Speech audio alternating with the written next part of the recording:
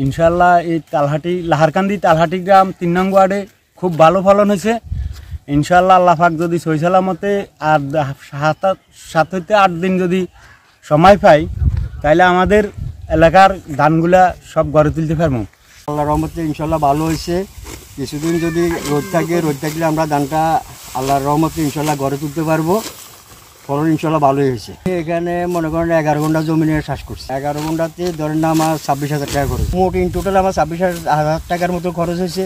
আমি খের বেশি বর্তমানে আমি 10,000 টাকা খের বেশি পাইছি।